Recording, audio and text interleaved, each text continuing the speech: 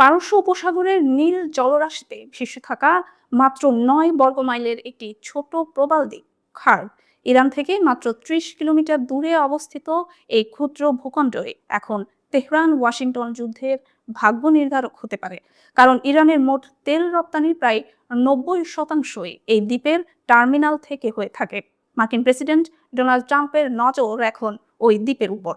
যুদ্ধের ৪ সপ্তাহ পেরিয়েও ইরান যেভাবে হরমুজ প্রণালীতে জাহাজ চলাচল বিঘ্নিত করেছে এবং বিশ্ববাজারে তেলের দাম বাড়াচ্ছে, তা ট্রাম্পের উপর অভ্যন্তরীণ চাপ বাড়াচ্ছে। এই অচলাবস্থা ভাঙতে খার্গ দ্বীপ দখল করাকে তিনি সম্ভবত সেরা বিকল্প হিসেবে দেখছেন। খার্গ দ্বীপ দখলের ধারণা ট্রাম্পের জন্য নতুন কিছু নয়। ১৯৮৮ সালে এক সাক্ষাৎকারে তিনি বলেছিলেন, আমি ইরানের উপর কঠোর হতাম, তারা আমাদের মনস্তাত্ত্বিকভাবে হারাচ্ছে। যদি আমাদের কোনো লোক বা জাহাজের ক্ষতি হতো, আমি খার্গ দ্বীপে হানা দিতাম। আমি সেখানে গিয়ে দ্বীপটি দখল করে নিতাম। বর্তমানে ট্রাম্পের অবস্থান কিছুটা রহস্যময়। গত সোমবার তিনি ইরানের সঙ্গে খুব ভালো আলোচনা হয়েছে বলে দাবি করেছিলেন, কিন্তু ৩ দিন পর আবারও তিনি ক্যাবিনেট মিটিংয়ে বললেন, আমি জানি না কোনো চুক্তি হবে কিনা। চুক্তির জন্য আমি মরিয়া নই। আমাদের আরও কিছু লক্ষ্যবস্তু আছে যা আমরা আঘাত করতে চাই। বিশ্লেষকরা মনে করছেন সেই লক্ষ্যবস্তুগুলোর তালিকায় শীর্ষে রয়েছে খার্গ দ্বীপ। ইসরায়েলের সাবেক প্রতিরক্ষামন্ত্রী ইয়োভ গ্যালেন্ট মনে করেন, এই যুদ্ধের কৌশলগত দাবার ছকে খার্গ দ্বীপ হলো পরবর্তী গুটি। এটি যুদ্ধের জয় পরাজয় নির্ধারণ করতে পারে। খার্গ দ্বীপ দখলের জন্য বড় আকারের সৈন্যবাহিনী প্রয়োজন। ইতোমধ্যেই যুক্তরাষ্ট্র ১,০০০ প্যারাট্রুপার এবং ৫,০০০ মেরিন সেনাকে উপসাগরের দিকে পাঠিয়েছে। ইউএসএস ট্রিপলি নামক যুদ্ধজাহাজে করে আসা এই মেরিন সেনারা খার্গ অভিযানে মূল ভূমিকা রাখতে পারে, তবে অভিযানটি সহজ হবে না। মার্কিন সংবাদ মাধ্যম সিএনএন এর তথ্য মতে ইরান এই দ্বীপে দুর্ভেদ্য প্রতিরক্ষা ব্যবস্থা গড়ে তুলেছে। সম্প্রতি সেখানে কাঁধে বহনযোগ্য বিমান বিধ্বংসী ক্ষেপণাস্ত্র মোতায়েন করা হয়েছে। ইয়োভ গ্যালেন্ট সতর্ক করে বলেছেন, এটি আধুনিক যুদ্ধের অন্যতম কঠিন অপারেশন। নরম্যান্ডি ল্যান্ডিংয়ের মতো এখানে জল, স্থল ও আকাশপথের নিখুঁত সমন্বয় প্রয়োজন।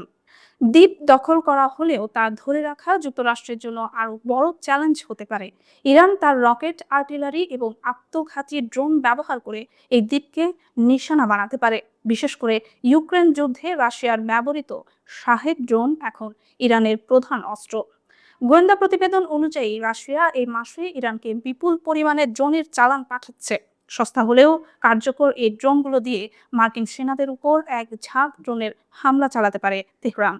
অনেকে মনে করছেন, খার্গ দ্বীপ দখল করলে ইরানের অর্থনীতি মুহূর্তে ধসে পড়বে, তবে বিশেষজ্ঞরা ভিন্ন মত পোষণ করেছেন। Institute for national security studies এর গবেষক রাজ জিমত বলেন, ইরান ২০১৮ সালেও রপ্তানি কমে যাওয়ার পর টিকে ছিল। খার্গ দ্বীপ দখলের অর্থনৈতিক প্রভাব বোঝার জন্য হয়তো কয়েক সপ্তাহ বা মাস সময় লাগবে। যদি ট্রাম্প শুধু তেল রপ্তানি বন্ধ করতে চান, তবে দ্বীপ দখল না করে সমুদ্র পথে ইরানি জাহাজগুলো আটকে দেওয়া বা দূরপাল্লার বিমান হামলা চালিয়ে স্থাপনাগুলো ধ্বংস করা অনেক কম ঝুঁকিপূর্ণ বিকল্প হতে পারে। Foundation for defence of democracies এর সিনিয়র অ্যাডভাইজার রিচার্ড গোল্ডবার্গ মনে করেন, খার্গ দ্বীপ দখল করা কেবল একটি চুক্তিতে আসার চেষ্টা হবে, ঐতিহাসিক ভুল। ইরানের সঙ্গে যুক্তরাষ্ট্র ও ইসরায়েলের যুদ্ধ শুরু হওয়ার প্রায় ১ মাস পেরিয়েছে। এর মধ্যেই পেন্টাগনে বাজছে সতর্ক সংকেত। খবর পাওয়া গেছে, ইসরায়েল ও যুক্তরাষ্ট্র তাদের অত্যন্ত মূল্যবান টমাহক ক্রুজ মিসাইল এবং ইন্টারসেপ্টর মিসাইলের মজুদ প্রায় শেষ করে ফেলেছে। এই তথ্য প্রকাশ করেছে ওয়াশিংটন পোস্ট। মার্কিন কর্মকর্তাদের দেওয়া তথ্যে জানা গেছে, যুদ্ধের মাত্র ৪ সপ্তাহে যুক্তরাষ্ট্র ইরানের বিভিন্ন লক্ষ্যবস্তুতে ৮৫০টিরও বেশি টমাহক ক্রুজ মিসাইল নিক্ষেপ করেছে। অথচ বছরে মাত্র কয়েক শত টমাহকই তৈরি করা সম্ভব। পেন্টাগন জনসমক্ষে তাদের অস্ত্রের সঠিক সংখ্যা প্রকাশ না করলেও একজন কর্মকর্তা জানিয়েছেন, মধ্যপ্রাচ্য এখন টমাহকের মজুদ উদ্বেগজনকভাবে কম। টমাহক ক্রুজ মিসাইল ১,০০০ মাইলেরও বেশি দূরে নিখুঁতভাবে আঘাত হানতে সক্ষম।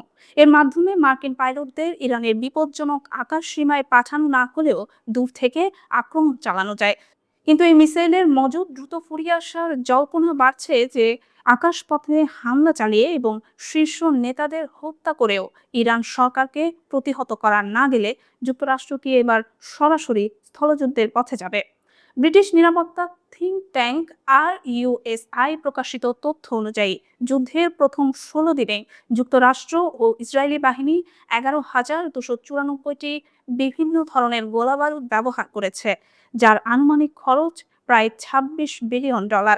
সংস্থাটি সতর্ক করে জানিয়েছে, দূরপাল্লার ইন্টারসেপ্টর এবং নিখুঁত নিশানার অস্ত্রগুলো এখন ফুরিয়ে আসার পথে।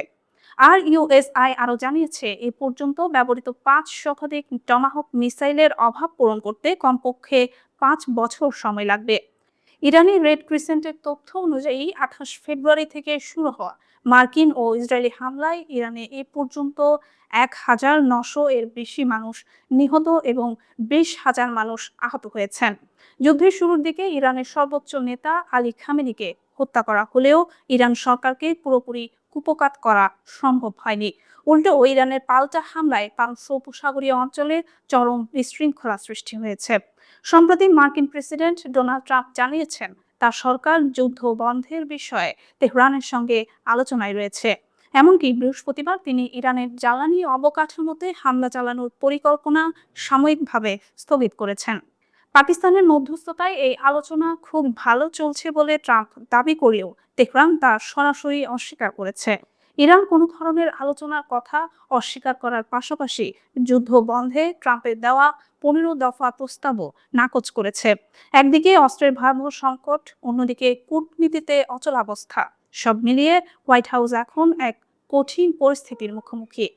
৯ বছর আগে হঠাৎ হারিয়ে যাওয়া প্রিয় পোষা কুকুরটি আবারও ফিরে এসেছে মালিকের কাছে। দীর্ঘ প্রতীক্ষার অবসানে প্রিয় সঙ্গীকে ফিরে পেয়ে আবেগে ভাসছেন যুক্তরাষ্ট্রের এক নারী। যুক্তরাষ্ট্রের ওহাইও অঙ্গরাজ্যের ইয়াংস্টাউন শহরের বাসিন্দা শ্যারন কেলির পোষা কুকুর সালিও ২০১৭ সালে বাড়ির উঠানে ঘোরাঘুরির সময় হঠাৎ নিখোঁজ হয়ে যায়। মাত্র ২০ মিনিটের মধ্যেই চোখের আড়াল হয়ে যায় ছোট্ট প্রাণীটি। এরপর শুরু হয় খোঁজাখুঁজি, পুলিশে খবর দেওয়া, আশেপাশে ঘোষণা। কোনো কিছুই বাদ রাখেননি কেলি ও তার পরিবার। তবুও বছরের পর বছর কেটে গেলেও সালিওর কোনো সন্ধান মেলেনি। অবশেষে চলতি সপ্তাহে আসে সেই বহুল প্রতীক্ষিত সুখবর। কেলির নাতনি সামাজিক মাধ্যমে একটি বার্তা দেখতে পান, যেখানে একটি পশু আশ্রয় কেন্দ্র জানায় একটি ছোট কুকুর উদ্ধার করা হয়েছে, যার শরীর জট পাকানো লোমে ঢাকা। ছবিটি দেখে কেলির সন্দেহ হয় এটি তার হারানো কুকুরই হতে পারে। কেলি জানান, কুকুরটির মাথায় সাদা পশমের একটি বিশেষ দাগ এবং দাঁতের গঠন তাকে নিশ্চিত করে এটাই তার সালিও। পরদিন সকালে তিনি আশ্রয়কেন্দ্রে গিয়ে পুরনো ছবি ও শারীরিক বৈশিষ্ট্য মিলিয়ে নিশ্চিত হন এটি সেই হারিয়ে যাওয়া কুকুরই। বর্তমানে প্রায় ১০ বছর বয়সী সালিওকে আবার নিজের ঘরে ফিরিয়ে এনেছেন কেলি। দীর্ঘ সময় পর ফিরে এলেও কুকুরটি যেন তার পুরনো স্মৃতি ভুলে যায়নি। কেলি জানান, বাড়ি ফেরার পথে সালিও নিজেই পথ চিনিয়ে নিয়ে গেছে। তবে দীর্ঘদিন অযত্নে থাকার কারণে কুকুরটির চোখে সংক্রমণ এবং দাঁতে কিছু সমস্যা দেখা দিয়েছে। বর্তমানে তার চিকিৎসা চলছে। আবেগ আপ্লুত কেলি বলেন, জীবনে টিকে থাকার জন্য সবচেয়ে গুরুত্বপূর্ণ দুটি বিষয় হলো সৃষ্টিকর্তার প্রতি বিশ্বাস এবং নিজের উপর আস্থা। আশা কখনো ছেড়ে দেওয়া উচিত নয়।